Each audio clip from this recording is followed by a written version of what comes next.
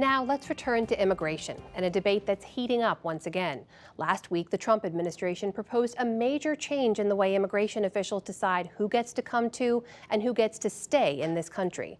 The proposal, which had been rumored for over a year and a half, is now fielding public comment and could take effect as soon as early next year. Special correspondent and Washington Post columnist Catherine Rampell has the story for our weekly series, Making Sense. Maria, she doesn't want her face shown or last name used, came to Northern California from Mexico 7 years ago, following a man she'd met back home. I was in love. I was thinking it was right time to get married, to have kids, to start a family. That's why I came here. She did marry, but by the time her first child, now 5, was born, the marriage was crumbling, and she was having trouble feeding her baby. Her only support was the lactation consultant at WIC, the federally funded nutrition program for low-income women, infants, and children. I was alone, no family, no friends. So to receive that call every week and tell me, oh, just keep trying, you can do this. If you have another question, you can call us. It was a lot of help. As were other federal programs to which her U.S. citizen child was entitled. I took food stamps and I took medical for my daughter. Medi-Cal is California's Medicaid program. They are great programs. They support a lot. By now, you may be wondering if Maria wants her identity hidden because she's undocumented. She's not. She's here legally, now remarried to a U.S. citizen who sponsored her for a green card. Plus, she's a doctor, and though her Mexican credentials don't let her practice medicine in the U.S., she plans to train for a new healthcare job in the future. Just the kind of highly skilled immigrant the Trump administration says it prefers. Nonetheless, she fears deportation, because the administration is now going after legal immigrants like her.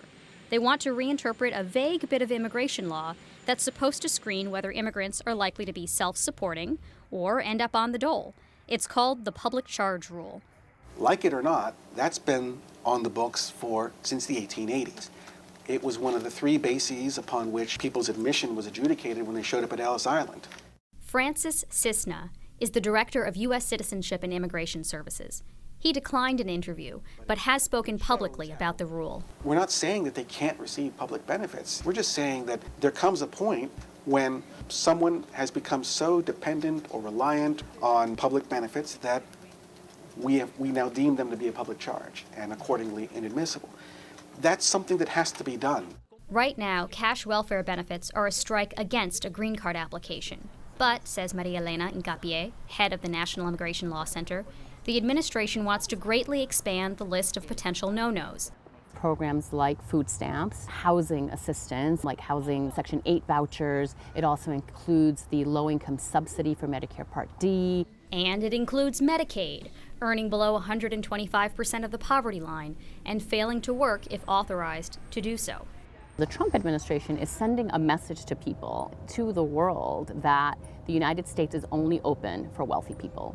Or at least wealthy enough, says Francis Cisna. Federal law generally requires that the foreign nationals seeking to come to or remain in the United States be able to support themselves financially and not be dependent on the public to meet their needs. So is the administration simply looking out for U.S. taxpayers?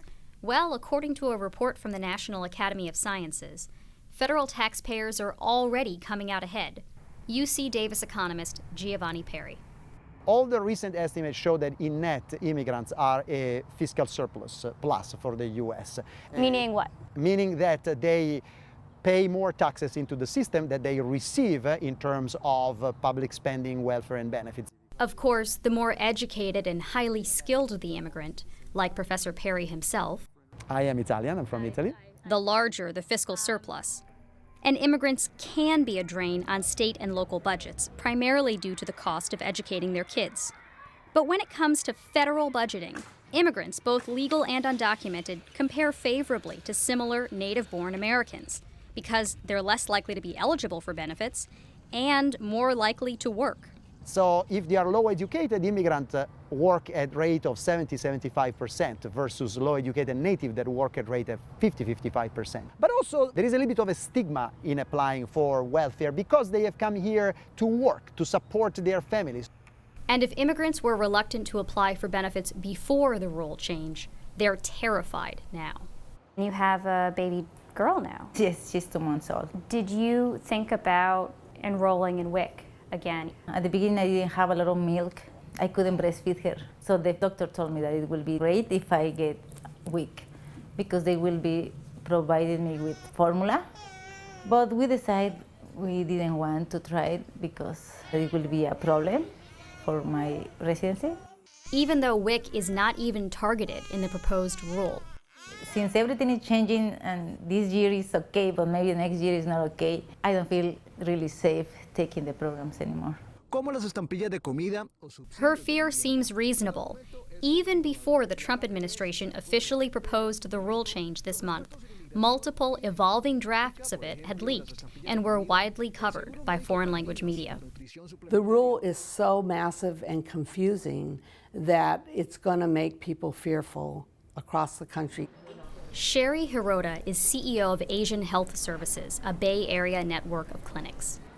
We have patients that have asked to be taken off of our electronic health records. We have people who are afraid to sign up for food stamps. Legal immigrants are now at the crosshairs. This is about people who are legally entitled to these benefit programs, but now are being told if you use them, you will be denied a green card. Millions of immigrants receive benefits targeted by the rule. Though some, like refugees, are exempted, they may choose to forego aid anyway. It's happened before. The closest analog we have to what might happen from this proposed rule is what happened after the welfare reform of the 1990s with changes in immigrant eligibility for many elements of the social safety net. UC Berkeley economist Hillary Hoynes says the chilling effects were large due to misinformation and fear. So a policy changed food stamps, but we see people dropping out of WIC, for example. So that's dimension one. Dimension number two is that there are groups who were unaffected by the policy change, for example, citizen children, who nonetheless dropped out of participation in programs that were affected. But what's the big deal if fewer immigrants or their families claim benefits? For one thing, says Asian Health Services Dr. Kimberly Chang, if immigrants are afraid to get health care, that could pose a public health risk. If you think about infectious disease, if you think about the flu season that's coming up, if you think about measles, if people don't come in and get those vaccines, they put the American population at risk. More broadly, pushing immigrants off benefits might save taxpayers money in the short run, but it could cost money in the long run. Those kids who get more access to Medicaid or food stamps have higher earnings and are more economically self-sufficient in adulthood. And so they're essentially coming to the labor market as more productive workers, generating more taxes and generating more income for their families in adulthood. All of these different programs are anti-poverty programs for a reason. They're actually helping people make ends meet when times are hard. My own personal story is that I'm the youngest of 10. We immigrated from Colombia in the 1970s. We used food stamps when my father and my mother were in between jobs, when they were laid off from their factory jobs. And today, my 9 brothers and sisters and I are all professionals. Meanwhile, even though no one in her family receives any benefits now, Maria is still at risk of losing her right to stay here. Because, as a new mom, she's not currently working. Plus, her American husband's low income level might raise a red flag. Who is going to raise my kids, right? That is hard to think. What are you going to do if Maria can't get a permanent green card? I'd go with her, actually. I guess we would be immigrants in Mexico. There's some irony to that, I guess. For the PBS NewsHour, I'm Catherine Rampell, reporting from California.